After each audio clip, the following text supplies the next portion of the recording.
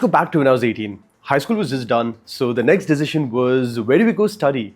Canada, US, India, or stay in Dubai? I didn't know it then, but over the next few years, I'd actually end up studying in 3 different countries, and each one taught me something. But today, I want to focus on what it's really like to study in Dubai as an international student. Now, when I started college in Dubai, everything felt structured. Classes started on time, of course, and notes were posted, exams were fair, no complaints whatsoever. But you know what I noticed? There was no real chaos, no real community, and no culture. There were no rivalries between universities. There were no intramural clubs that actually meant something, and no sort of school spirit, no Greek life, no massive clubs, no traditions that you normally see in movies or pop culture. I mean, intramurals existed, but they weren't really a thing, and no one really built an identity through them. There were school teams and sports teams that existed, but then again, it wasn't as competitive as you'd see college level sports in North America. It was just students going home after classes like they were clocking out of some sort of job. And here's what actually stung more. With me being an engineering student, there was absolutely no access to research labs, there was no field work, there was no exposure to the actual engineering part of engineering, which was very different from my time studying in the US right before that for just 2 years. Because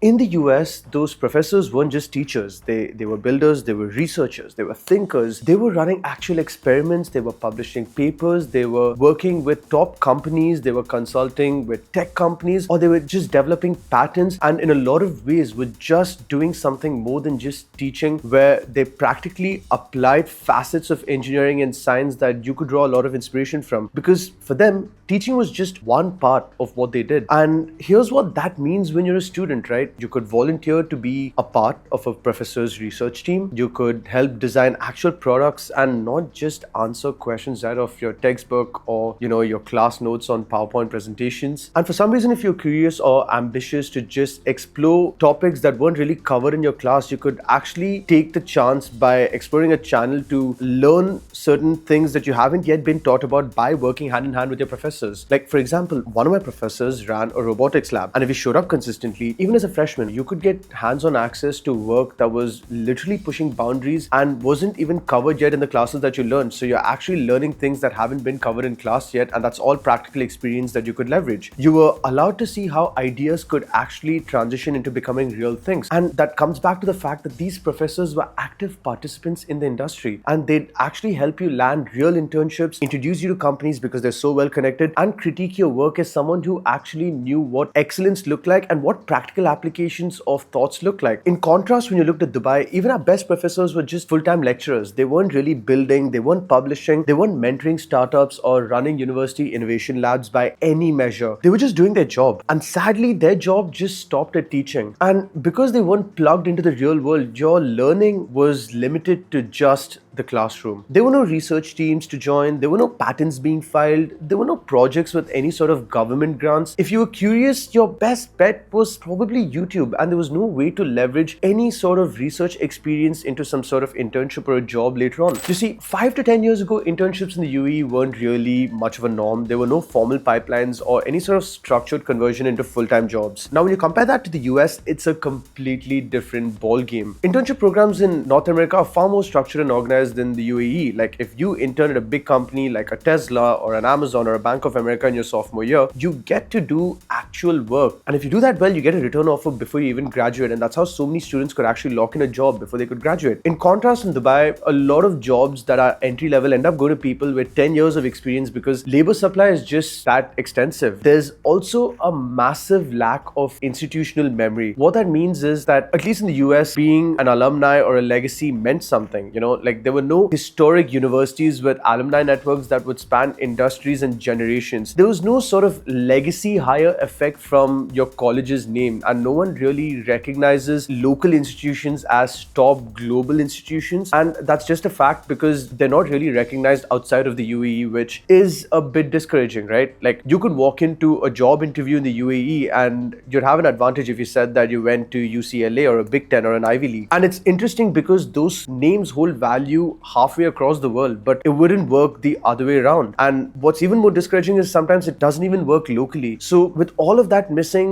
you'd be thinking, why bother studying in Dubai at all? Because what Dubai might lack in culture, educationally, it makes up for an opportunity, because this is one of the only cities in the world where you can go from a student to an entrepreneur in 12 months with bare minimal friction. This city works in a very funny way where who you know takes you way further than what you know. You can get a golden visa for just being good at what you do without worrying about securing an H1B or gambling your time away for a PR in a place like Canada. Don't just ask where's the better college. Ask yourself, what am I really trying to get out of this next chapter in my life? Is this a prestigious campus? What am I getting out of this? Am I getting a passport, or am I just getting some sort of cinematic college experience straight out of American Pie? There's no real upside, right, to studying in Dubai. But there is a huge upside to being in it, because, while you probably won't get into any sort of frat houses or legendary campuses or work with established professors, you do get a front row seat to one of the fastest moving cities on the planet. Thank you for watching, and if you know someone that's dealing with this struggle right now,